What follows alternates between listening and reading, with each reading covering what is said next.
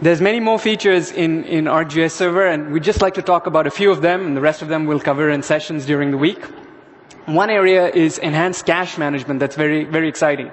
And basically, there's functionality to consolidate tiles and make the actual transport and management of caches more efficient at ArcGIS Server 10. And we call these compact caches. We also have new mixed mode caches where some of the tiles can be JPEG and others PNG as determined by transparency. And this lets you really optimize on storage requirements. Lastly, we have import and export tools that allow you to collaborate in your caching efforts. So you can export a piece of the cache and you can import it so that a group of people can cache different areas geographically and then merge these together into one larger cache that honors transparency during the merge process. The next area is geoprocessing. Geoprocessing includes new functionality for publishing clip and zip style services. This is a new data extraction tool that really simplifies your job if you want to make data download available to your users. There is also map automation and Python scripting that you can leverage to publish your own geoprocessing tools that implement functionality like custom printing and PDF generation. Finally, you can extend the server. A server has a rich set of geospatial services, but if you need to do something special, for example, you need to provide specific tracing functionality on an electric network, for example, you can do this. You can develop these services in Java or in .NET, and these services can be exposed via both REST and SOAP. You can pick.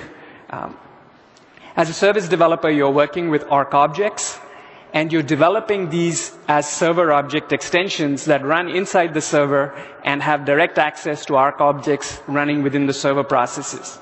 And these services that you build will be exposed via the standard server endpoints. They'll show up in services directory, and you can build applications against them. This next slide shows an architecture of the system. This is the implementation architecture of ArcGIS Server. You see the server objects that run within the core server that are exposed via REST and SOAP. You can build these server object extensions. They can support REST and SOAP or both, and they are accessed by applications working with those services. Web API applications focusing in on REST, other applications focusing on SOAP. And we have sessions during the week. I'd encourage you to attend them if you're interested in extending the server. Lastly, we would like to do one more demonstration of our web application building technology. And we'd like to demonstrate building flex web mapping applications through configuration. And Bjorn is going to show us that. Thank you, Sad. At ArcGIS 10, we will have a configurable web mapping application. It's going to build on top of and enhance the current sample flex viewer. It will be a fully supported product with samples, documentation, and API reference. The Sample Flex Viewer has a very strong and active community, and I'd just like to say thank you to all of those out there who's been helping each other on the Esri forums. What you see on the screen here might seem like the current Sample Flex Viewer, but what I want to show you here, how simple it is to move it in and change the look and feel of this. The Sample Flex Viewers and the new configurable web mapping application is based on XML files. And there's really three parts. The first part is the user interface. What you can see here is the current controller. And if I change this, we get the new look and feel. So by just changing this one line, and truthfully a few other lines, but not many, you can get this look and feel. It's the same widgets as you saw before. It's the same title, the same subtitle, the same icon. It has the same base maps, but instead of having them hidden behind an icon, we now have a base map switcher where we can go between them. We have an overview map, and this is all out-of-the-box components. And if you go that way, it disappears. What I want to show here is that how easy it is to switch between the base maps, and also how you can add your operational layers on top of that. And if we go in our configuration file and look at this, the first part was the user interface. The second one is the map. I can specify the initial extent I want to start up with. I specify the base maps I want to have. In this case, there's the 3 of them, and they were showing up on the top right corner. I also had a few operational layers. These can be dynamic. It can be image services or tile services.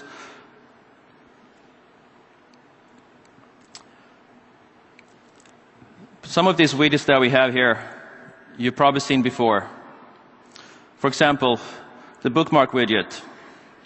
I can zoom directly into an area. In this case, the definitions of these extents are hard-coded into an XML file. You can also query the server for live data. Whoa, I did the demo in the wrong order. And I've tried that so many times, and it's been good. All right. This is an early version. You can zoom directly into a specific police station, and if you have data, street data for that, it will show up. And now I'm off track on what I was going to demo. We had our overview, we had our base map switcher, we had our bookmarks and our live things. All right. Let's just move on. Here's a different configured application. In this case, it's focusing on the 8.8 earthquake in Chile a little while ago. What I've done here is by default, I have turned on the shake map. And you can also see it has a little legend here. This legend is a static legend, hard-coded, and made to look nice for this map. So the matching configuration file here, I only have 2 layers, and I have this visible as being true, and that's going to turn it on by default. In this application, I only have 3 widgets, and the one I want to talk about here is the data extraction widget. It builds on the out-of-the-box data extract task that Sud was just talking about. One of the aspects of the widgets is that each widget has its own configuration file. And we're going to look at this. In this case, for the extraction service, very simple. It points to one service, and we're going to look at that the URL for that. So in the service direct, you can see we have the data extract task. It has some input parameters, and one of those is what file format I want to extract the data into. It also has which layers I can use to clip or to get from. When I open the data extract task, you can see that right away it's showing the layers that I can use, and it's showing the file formats that were specified in the task. So I actually extract the data. I draw a little circle, and I click extract, and I make sure I select some layer. And what happens here is that it goes to the server, it cuts out this data, zips it up into a zip file, and then allows me to download that. Once I've downloaded this file view database, I can use it locally on my ArcMap or share it with my group. So this was just a quick overview of the configurable web map application. It's based on configuration files. It's very easy to use, and it will be available as part of the 10 release later this year. Thanks, Björn.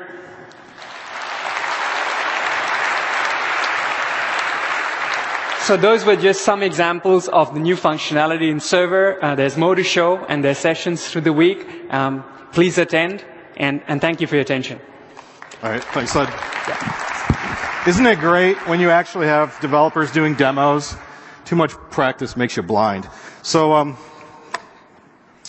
we're going to switch it up a little bit. We're actually going to go to break early. I want to draw your attention to this application that's up here in the back. This is ArcGIS Explorer, and it's running a Twitter extension.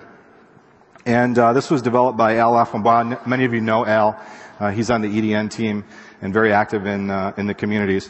So there's a trivia question at the top of this application. The first 10 tweeters that can get kind of close to this answer, we have a prize for you after the break, and it's the hashtag #DevSummit, I think. So One thing I want to do is Scott kind of slipped off the stage silently. He does that. He's hard to get a hold of. But I just want to acknowledge Scott for his talk earlier. Help me with that. And the guys that met with him. A lot of information this morning.